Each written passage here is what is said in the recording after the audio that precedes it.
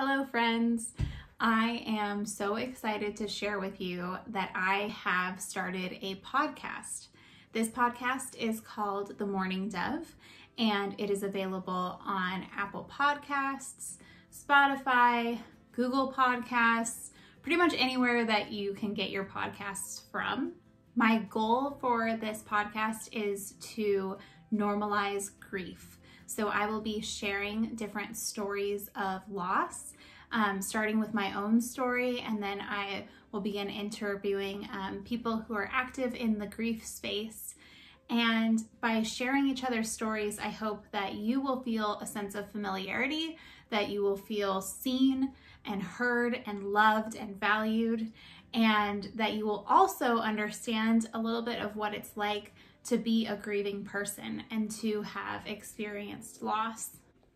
This podcast isn't limited to the stillbirth space, but just given my own experience, we're going to start there. I'm very excited about the journey ahead, and I think that you will enjoy hearing me just interview different people and understanding different perspectives.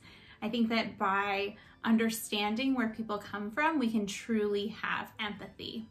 A majority of my episodes will be audio only. However, today will be audio and video, so I will share it with you guys. Today, I will be speaking about empathy, what empathy means, what that looks like, how to be empathetic for someone who is grieving, how to be empathetic as a person who is grieving. So let's dive right in. I'm so happy that you're here, and I hope that this brightens your day. So let's just start off. What is empathy? Empathy, very simply, is defined as the ability to understand and share the feelings of another person. One of the things that I think about a lot is when people say, wow, I just can't imagine what you're going through. And I think what people really mean is, I can't fully understand what you're going through because I'm not going through that. And I think that is absolutely valid. I say that a lot of the times in terms of social justice issues. You know, there's just certain things that given the life experience I have had, I can never truly understand what another person is going through and all of the emotions they're experiencing and all of the ranges of that experience. But I can try to imagine it, and I can try to feel the feelings of another person and kind of put myself in their shoes. And so that to me is what empathy is. It's being able to recognize, hey, here's this person who's having a foreign experience, or maybe it's an experience that I can actually relate to. But instead of saying, you know, I know exactly what you're going through, or instead of saying, I could never imagine what you're going through, instead I'm just going to kind of put myself in their place and think, how would I relate to that? How would I experience that? And then how can I feel for that person and help them to feel a sense of validation and a sense that they are seen and loved. So let's start with how to have empathy for others. I also just want to start by saying, like, these are just the thoughts in my brain. Like, I am not certified in anything.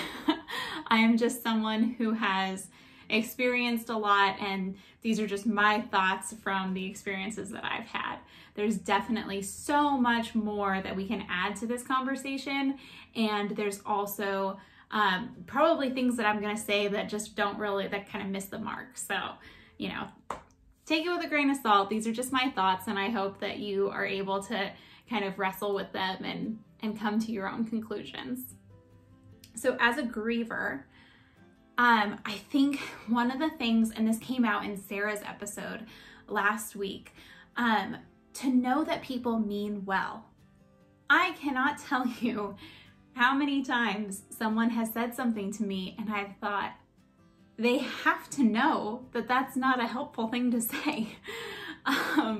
there's just several times where people, you know, are trying to help and they say things and it's like, okay, obviously like that wouldn't be helpful for me right now. So just to give an example, I was with a client and I was kind of describing that, you know, I'm pregnant now.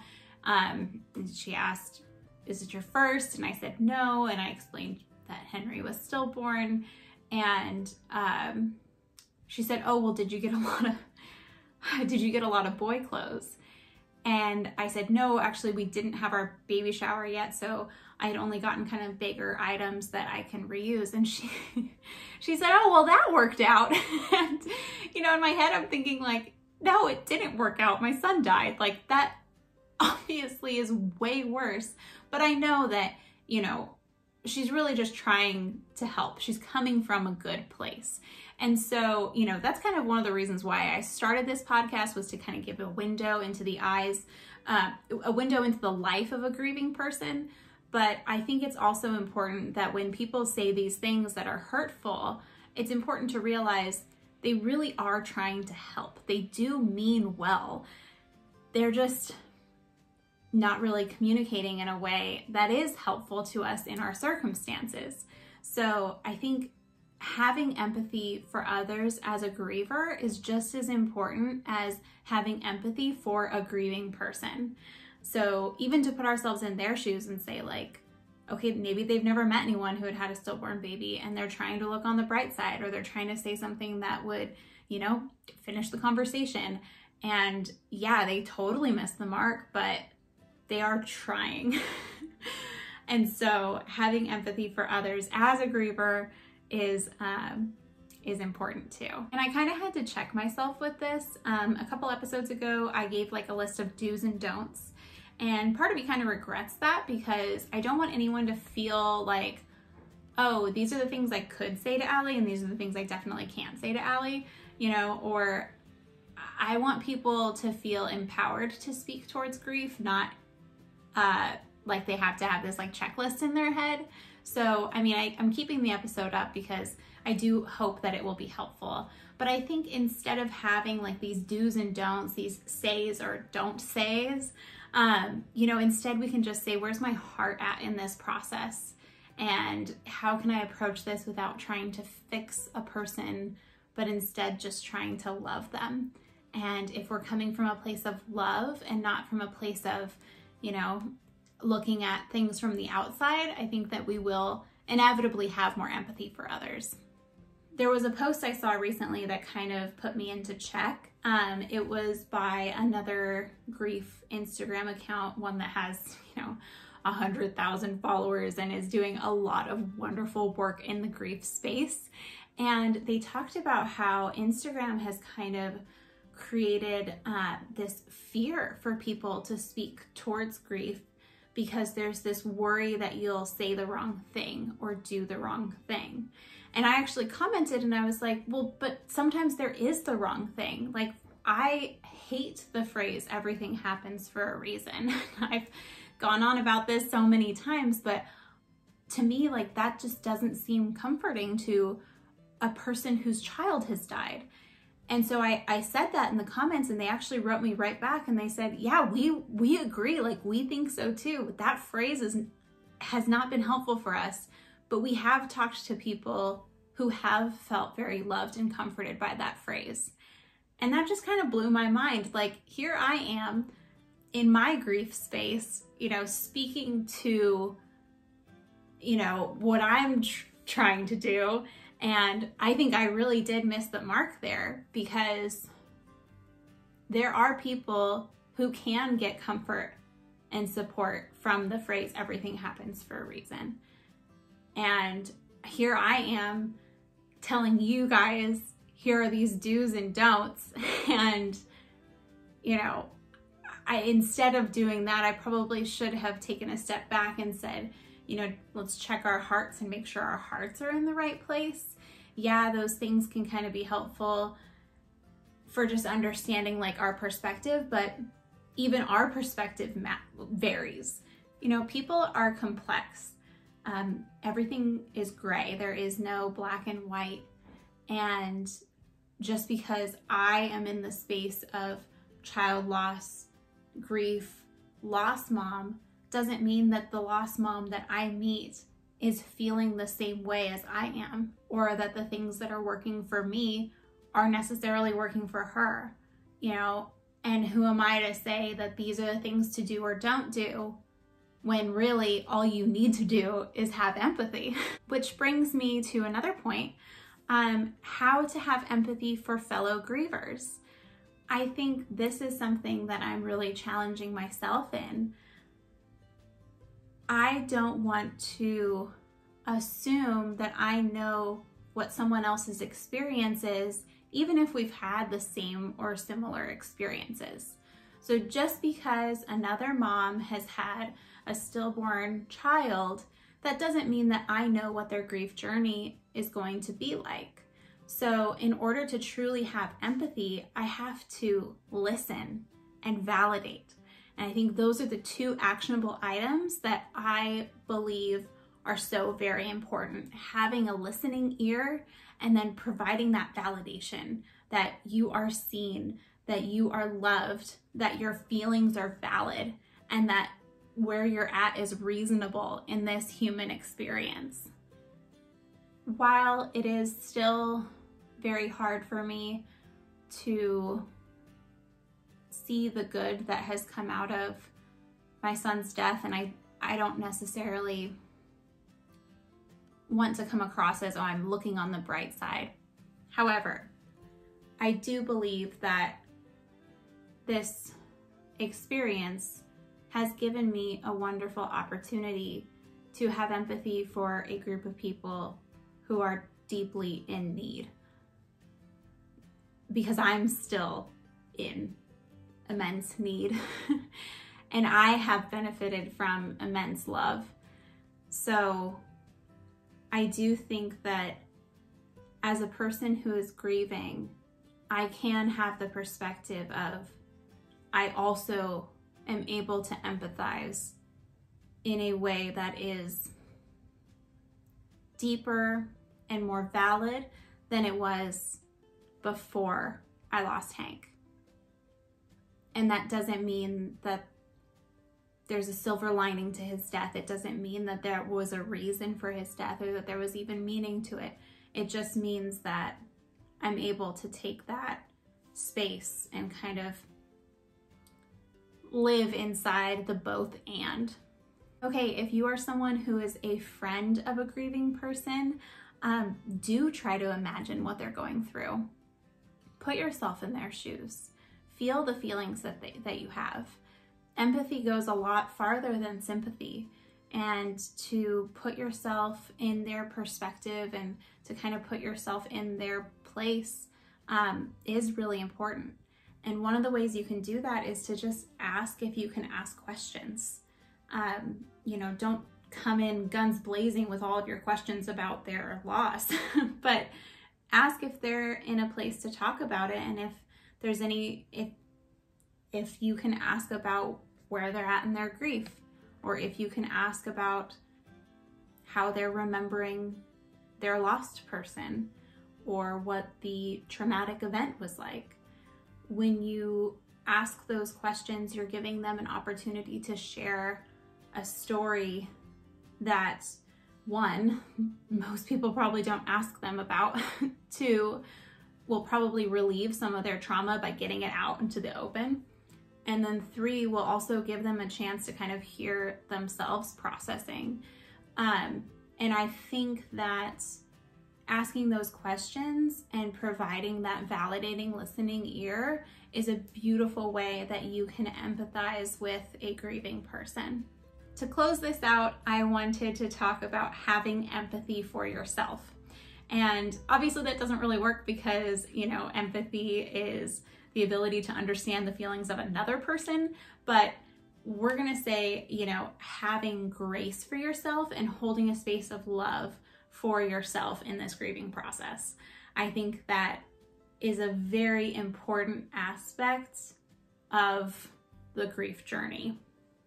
So first off, when giving yourself grace, I think it's important to realize that grief takes many different forms. and that there is no right way to grieve. So if your husband is grieving differently than you, if your friend who lost their parent, you know, went back to work in 6 weeks and you feel like you need to take off a month, nothing is right or wrong. There is no correct way to handle this, and that every emotion is acceptable. You may feel anxious, you may feel lethargic, you may feel fearful, you may feel depression. You know, there's so many different forms that grief takes. And just because you are grieving in a certain way and someone else can't really understand that does not mean that you are doing this wrong. No matter how you are grieving, as long as you're not, like, I would say, don't stifle your grief, you know, because if you shove that down, it's going to come up eventually. So as long as you're actually, you know, letting yourself be, then be however you need to be. In the early days, it's survival. I was suicidal at one point in time, and I had thoughts that were very frightening. And whatever you are doing to survive, keep doing that thing. It's not wrong. It's not bad. You are not less than. I slept with the TV on for a long time. Sometimes still. No, I just couldn't go to sleep if there was silence. My brain just kept replaying everything and it just was too traumatic. So I slept with the TV on, and I didn't tell myself that I needed to grow up and go to bed or get over it. It was like, no, this is survival and this is where I'm at right now, and I'm giving myself grace. This is a lesson that I'm still very much learning, and therapy has helped a lot. But I think that when we talk about empathy and we talk about love, I think we need to talk about how we are towards ourselves as well as how we are towards others. Try to accept the feelings as they come. If you are feeling anger, sometimes I think it's better just to accept the anger than it is to try to push it away, because the anger is there for a reason. And if you keep trying to push it away, it's going to show up eventually. So my therapist actually gave me really good advice for this. It's called window shopping. So it's like you're walking downtown and you see, you know, all these different windows, and you're like, oh, that's a sock store. I don't know. Does anyone have a sock store?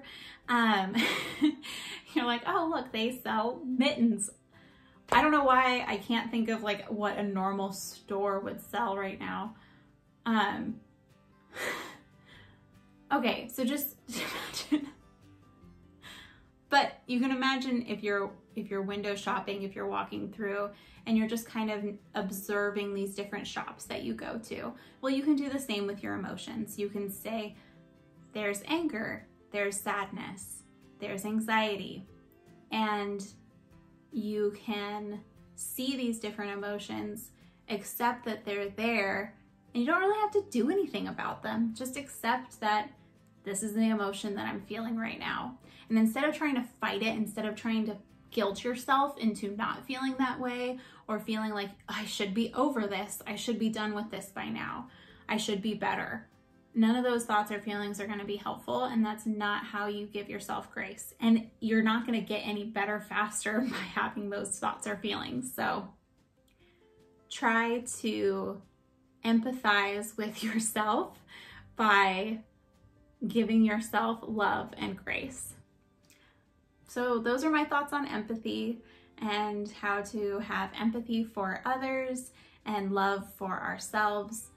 I hope that your grief is a little bit lighter. I hope that you're able to hold a space for the love that you have for the person that you lost. If you would like to learn more about the Mourning Dove, you can visit me on Instagram. That is @MourningDovePod. If you have a story or a insight to share, I would love to have you on the podcast. You can shoot me an email, which my email address is allierosefelker@gmail.com. You can also visit my website for some more information, which is just alliefelker.com. Thank you so much for joining me today, and I hope you have a beautiful day.